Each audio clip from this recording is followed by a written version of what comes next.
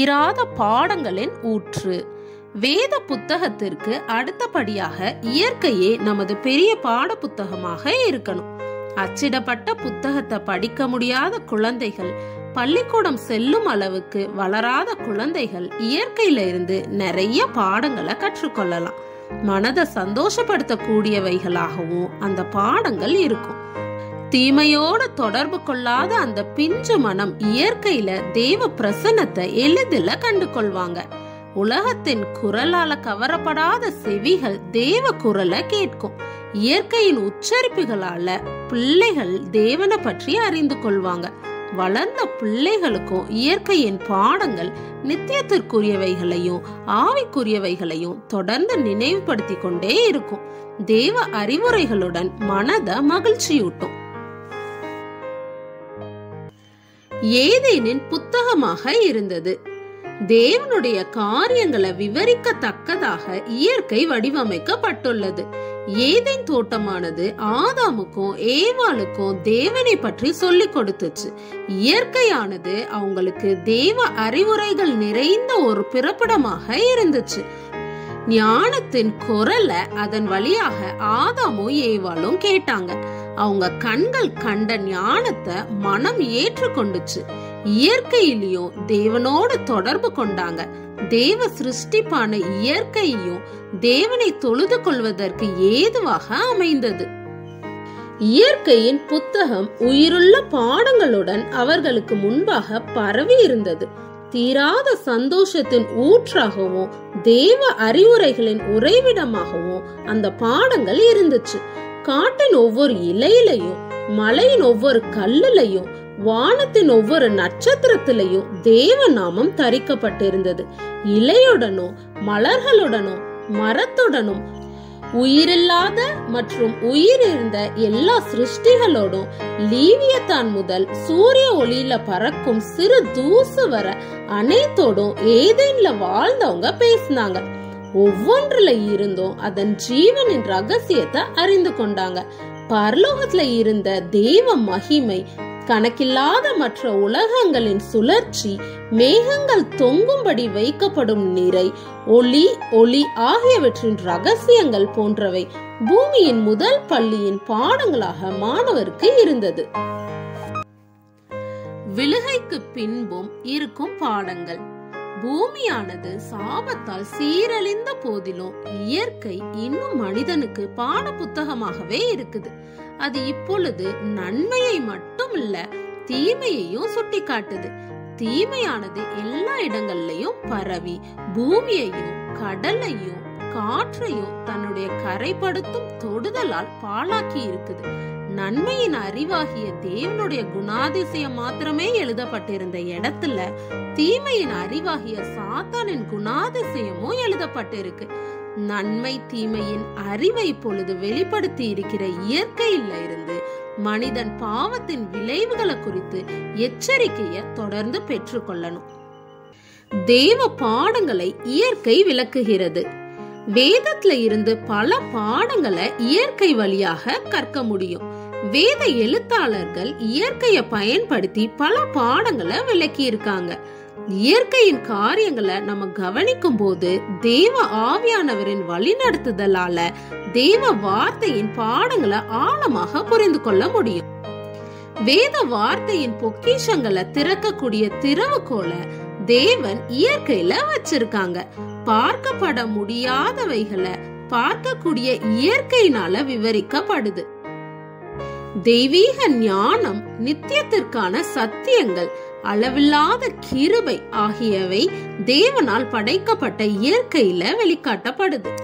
வேதத்தின் பாடங்களை விளக்கும் இயற்கையின் பொருட்களை தேட பிள்ளைகள் ஊக்குவிக்கப்படணும். வேதத்திலையும் இயற்கையிலையும் எப்படி பாடங்கள் சொல்லப்படுது என்பதை பிள்ளைகள் ஆராயணும். வேதத்திலையும் இயற்கையிலையும் கிறிஸ்துவ வெளிப்படுத்தும் ஒவ்வொரு பொருட்களையும் அவங்க தேடணும். இயேசு எவைகளை சுட்டிக்காட்டி சத்தியத்தை தெளிவுபடுத்தினார் என்பதை கண்டறியட்டும். இத செய்தா மரத்திலையும் கொடியிலும் மல்லியிலும் ரோஜாவிலும் சூரியனிலும் நட்சத்திரத்திலையும் இயேசுவை காணலாம். பறவையின் பாடல்களிலும் மரங்களுக்கு இடையே எழுப்பப்படும் ஓசைகளிலும் சுழலிலும் இடியிலும் கடலின் இசையிலும் தேவனின் குரலை கேட்க பிள்ளைகள் கற்றுக்கொள்ளலாம். இயற்கையின் ஒவ்வொரு பொருட்களும் கிறிஸ்துவின் பாடங்களை நினைவுக்கு கொண்டு வரும். இப்படியாக கிறிஸ்துவ அறிந்து கொள்பவர்களுக்கு உலகம் ஒரு தனிமையான பரிதபிப்பு நிறைந்த இடமாக இருக்காது. உலகம் அவர்களது பிதாவின் வீடாக இருக்கும். ஒரு காலத்துல மனிதனாகவே வாழ்ந்தவருடைய பிரசன்னத்தினால நிறைந்ததாக இருக்கும். இயற்கையின் ரகசியங்களை வேதம் விளக்குகிறது. பிள்ளையானவன் இயற்கையோடு தொடர்பு கொள்ளும் போது புரிந்து கொள்ள முடியாதவைகளையும் பார்க்கலாம். தீங்கு செய்யும் வல்லமையையும் அதன் கிரியைகளையும் குறித்து அறிந்து கொள்வாங்க. அதனால இயற்கைக்கும் அதன் காரியங்களை விளக்குவதற்கும் ஒரு நபர் தேவை. இயற்கையிலையும் தீமையின் பல வெளிப்பாடுகளை பார்க்கிறோம். சத்துரு அதை செய்தான் என்ற சோகமான பாடத்தையே எல்லாரும் தெரிந்து கொள்ள வேண்டியதா இருக்குது.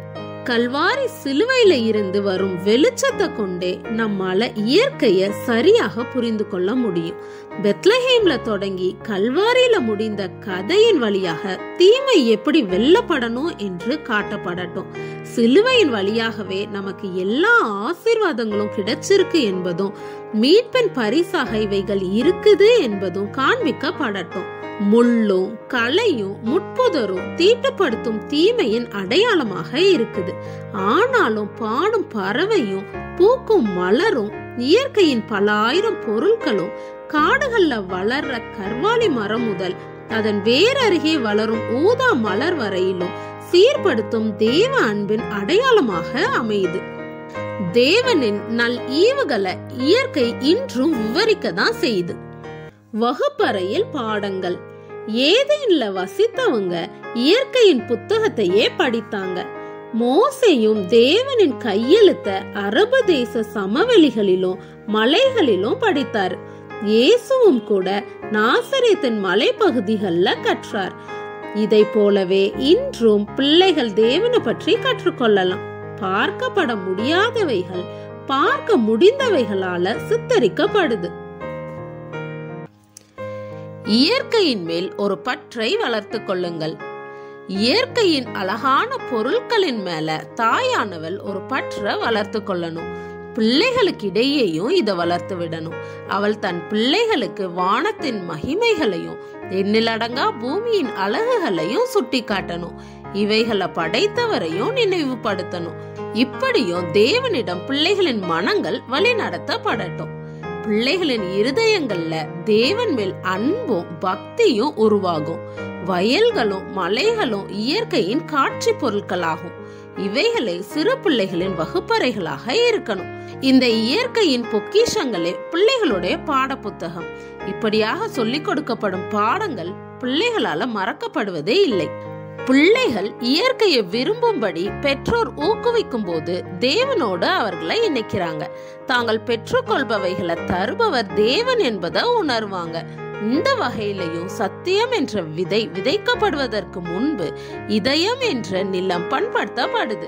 அது ஏற்ற காலத்துல பெரிய அறுவடையை கொடுக்கும். பறவைகளுடன் சேர்ந்து தேவனை துதியுங்கள். சிறு பிள்ளைகள் இயற்கையிடம் அதிகமாக நெருங்கணும். உலகத்தின் பாணிய பின்பற்றி கட்டுப்படாம சுதந்திரமாக ஆட்டுக்குட்டிகளை போல சூரிய வெளிச்சத்துல விளையாடட்டும். உயரமான மரங்களையும் புல்லையும் செடிகளையும் அடிக்கடி பார்க்கட்டும். ஒவ்வொன்றின் அழகான வடிவத்தை அறிந்து கொள்ளட்டும். தேவனது சிருஷ்டிப்புல அவரது அன்பையும் ஞானத்தையும் காண கற்றுக் கொடுங்க. அவர்களது இருதயம் நன்றியினாலும் சந்தோஷத்தினாலும் களி கூறும். பறவைகளோட பிள்ளைகளும் சேர்ந்து தேவனை துதிக்கட்டும். அந்த உன்னத ஓவியரின் செய்கைகளை இயற்கையில கவனிக்க பிள்ளைகளுக்கு சொல்லிக் கொடுங்க. இயற்கையின் உயரிய கொள்கைகளை பின்பற்றி அவைகளை தங்களது குணங்களாக மாற்றிக்கொள்ளட்டும். தேவனுடைய அன்பு அவர்களது இருதயத்தை ஆட்கொள்ளும் போது பரிசுத்தத்தின் அழக வாழ்க்கையில வெளிப்படுத்துவாங்க. மற்றவர்களுக்கு ஆசீர்வாதமாக அமைந்து தேவனுக்கும் தனி மதிப்பை கொடுப்பாங்க. இயற்கையின் வழியாக இயற்கையின் தேவனை சுட்டிக்காட்டுங்கள். தீமையை எதிர்த்து போராட ஊக்குவிக்கும்படியான பாடங்கள் நம் பிள்ளைகளுக்கு கொடுக்கப்படணும். முதல்ல இயற்கையின் மேல பிள்ளைகளுடைய கவனங்களை திருப்பி அதுக்கப்புறம் அந்த இயற்கையின் தேவனை சுட்டி காட்டுங்க. அப்ப சிருஷ்டிகரை அறிந்து கொள்வாங்க. என் பிள்ளைகள் தேவனுக்கு வேலை செய்து அவரை மகிமைப்படுத்த நான் எப்படி கற்றுக் கொடுக்க முடியும், இதை மிக சிறப்பாக எப்படி செய்யறது என்ற கேள்விகளை பெற்றோர்களது சிந்தையை எப்பொழுதும் ஆட்கொண்டு இருக்கணும். பரலோகம் மனித குலத்தின் மேம்பாட்டையே உற்று நோக்கி கொண்டே இருக்குது. அப்படி இருக்க நாம் நமது பிள்ளைகளை குறித்து எவ்வளவு அக்கறையோட இருக்கணும். நம்மால முடிந்த எல்லாவற்றையும் செய்ய கவனமாக இருக்க வேண்டாமா? இயற்கையின் படிப்பு மனதை பலப்படுத்துகிறது. தேவனின் மகிமை அவரது சிருஷ்டிப்புல வெளிக்காட்டப்படுது. இயற்கையின் ரகசியங்கள் ஆராயப்படும் போது அறிவு பலப்படுத்தப்படுது. கதை புத்தகங்களை படித்து பாதிக்கப்பட்ட சிந்தைகளுக்கு இயற்கை ஒரு திறந்த புத்தகமாக இருக்கும். தேவ சிருஷ்டிகளின் சத்தியங்களை படித்து கொள்ளலாம். இயற்கையிலும் புல்வெளியிலும் செடியிலும் பூவிலும் மலையிலும் சமுத்திரத்திலும் பல பாடங்கள் இருக்குது. சூரிய ஒளியின் மகத்துவங்கள், நிலா வெளிச்சத்தின் மகிமைகள், சீராக செயல்படும் சீதோஷண மாற்றங்கள், கோடை வெப்பம், பனியின் குளிர், எல்லாவற்றிலும் ஆழமான சிந்தனைக்குரிய பாடங்கள் அமைந்துள்ளது. தரம் தாழ்ந்த ஒழுக்கமற்ற சுகபோகங்கள்ல அநேகர் தங்கள் சிந்தைகளை செலுத்துறாங்க. இதை செய்யாம உண்மையானவைகளின் மீதும் வாழ்க்கைக்குரியவைகளின் மீதும் மனம் திருப்பப்பட்டால் தேவ பக்தியும் தேவ மதிப்பும் இருதயத்துல நிரம்பும். இயற்கையின் தேவனும் ஆராதிக்கப்படுவார். இயற்கையில வெளிப்படுத்தப்படும் தேவனின் குணம் படிக்கப்படட்டும். ஒழுக்கத்தை கெடுத்து மனதை கரைப்படுத்தி தாழ்த்தும் பொழுதுபோக்குகள்ல இருந்து இந்த படிப்பு நம் மனதை திசை திருப்பும் தேவ வழிகளையும் கிரியைகளையும் அறிந்து கொள்ளும் படிப்பாக இருக்கும். அத இவ்வுலகத்துல நம்ம ஆரம்பிக்க மட்டுமே முடியும். நித்தியத்திற்கும் அது தொடரும் படிப்பாக இருக்குது. மனிதன் தனது அறிவாற்றலின் எல்லா கூறுகளையும் பயன்படுத்தி படிக்கத்தக்கதாக பாடங்கள் தேவன் வைத்திருக்கிறார். இயேசுவின் பாட புத்தகங்கள். இயேசு அவரது கல்விய பரலோகத்தால் நியமிக்கப்பட்டவைகளில் இருந்து பெற்றார். பயனுள்ள வேலை, வேத படிப்பு, இயற்கை, வாழ்க்கையின் அனுபவங்கள் இவைகளை தேவன் நியமித்த பாட புத்தகங்களாக அவருக்கு இருந்துச்சு. கண்களால் பார்த்து இருதயத்தால் புரிந்து கொண்டு கரங்களால் செயல்பட விரும்புவோருக்கு இப்பாட புத்தகங்கள் அறிவுரைகளால் நிறைந்திருக்கிறது. இயேசுவுக்கு வேத அறிவு அதிகமாக இருந்துச்சு. தனது இளம் பிராயத்துல எந்த அளவுக்கு அவர் வேதத்தை படித்திருப்பார் என்பதை இது காட்டுது. அதோட ஒரு பெரிய நூலகமாக இயற்கையும் அவருக்கு முன்பாக படர்ந்து இருந்துச்சு. எல்லாவற்றையும் சிருஷ்டித்தவரே பூமியிலும் ஆகாயத்திலையும் கடலிலும் அவரது கரங்களால் எழுதியத அவரே படித்து கொண்டார். உலகின் துன்மார்க்க வழியிலிருந்து பிரிந்திருந்தார். இயற்கையில இருந்து அறிவியலையும் கற்றுக்கொண்டார். செடிகள், விலங்குகள் மற்றும் மனிதனின் வாழ்க்கைய படித்தார். தனது வாழ்க்கையின் ஆரம்ப காலத்துல இருந்தே ஒரு நோக்கத்தோட இருந்தார். மற்றவர்களை ஆசீர்வதிக்கவே வாழ்ந்தார். இயற்கை அவருக்கு பெரிதும் உதவியது. செடிகளையும் விலங்குகளையும் அவர் படித்த போது புதிய யோசனைகளும் வழிகளும் அவர் சிந்தைக்குள்ளாக வந்துச்சு. தன்னை சுற்றி இருப்பவைகள் எதனால அவைகளின் தன்மைகளை பெற்றிருந்தாங்க என்பதை அறிய முயற்சி செய்தார். இயற்கையும் தேவ வார்த்தையும் திறக்கப்பட்ட புத்தகங்களாக அவருக்கு முன்பாக இருந்துச்சு. பரலோகத்தின் பிரஜைகள் அவருக்கு உதவினார்கள். நல்ல சிந்தனைகளையும் தொடர்புகளையும் ஏற்படுத்தி கொண்டார். அறிவாற்றல் துவங்கின சமயத்துல இருந்து கிருபையிலும் சத்தியத்தின் அறிவிலும் வளர்ந்து கொண்டே இருந்தார். இயேசுவானவர் பெற்ற அந்த கல்வியையும் அறிவையும் எந்த பிள்ளையும் பெற்றுக்கொள்ளலாம். தேவ வார்த்தையின் வழியாக தேவனை அறிந்து கொள்ள நம்ம முற்படணும். தேவ தூதர்கள் நமக்கு அருகே வந்து நின்று நம்ம பலப்படுத்துவாங்க. நமது குணங்கள் உயர்த்தப்பட்டு சுத்திகரிக்கப்படும். இப்பாடங்களை மற்றவர்களுக்கும் புகட்டினார். இயேசு கிறிஸ்து ஒரு உயரிய ஆசிரியராக தனது செய்திகளை கேட்டவர்களை இயற்கையோடு தொடர்பு கொள்ள செய்தார். சிருஷ்டிப்புல இருந்து வரும் தேவ குரலை கேட்டு மனம் இலகி அவர் சொல்வதை கேட்க அவர்களை ஆயத்தப்படுத்தினார். இயற்கையில அவர்கள் பார்த்த காட்சிகளின் ஆவிக்குரிய பாடத்தை அவர்கள் கற்றுக்கொள்ள உதவினார். உவமைகளை கொண்டு பல பாடங்களை சொல்லிக் கொடுத்தார். இயற்கையின் தாக்கத்திற்கு அவரது ஆவி எந்த அளவுக்கு திறக்கப்பட்டதாய் இருந்தது என்பதை நம்ம புரிந்து கொள்ளலாம். அனுதின வாழ்க்கையின் காட்சிகளை வைத்து ஆவிக்குரிய பாடங்களை கற்றுக் கொடுப்பதுல மகிழ்ந்தார். ஆகாயத்து பறவைகள், புஷ்பங்கள், விதைப்பவனும் விதையும், மெய்ப்பன் ஆடுகள் போன்ற இயற்கை காட்சிகளை பயன்படுத்தி அளவில்லா சத்தியத்தை விளக்கினார். வாழ்க்கையின் அனுதின அலுவல்கள்ல இருந்தும் பாடங்களை கொடுத்தார். அப்பம், மறைக்கப்பட்ட புதையல், முத்து, மீன், வளை, தொலைந்த நாணயம், கெட்ட குமாரன், மண்ணின் மேலும் கல்லின் மேலும் கட்டப்பட்ட வீடுகள் ஆகியவைகளை கொண்டும் சத்தியங்களை விளக்கினார். அவரது பாடங்கள் எல்லா சிந்தைகளின் ஆர்வங்களையும் தூண்டும் விதத்துல இருந்துச்சு. சுற்றி இருந்த ஒவ்வொரு இருதயத்துக்கும் ஒரு செய்தி இருந்தது. இதனால மனிதர்களின் அனுதின வேலைகளும் ஒரு உயரிய நிலைக்கு கொண்டு செல்லப்பட்டுச்சு. அவ்வேலைகள் ஆவிக்குரிய சத்தியங்களை நினைவுபடுத்துபவைகளாக மாறுச்சு.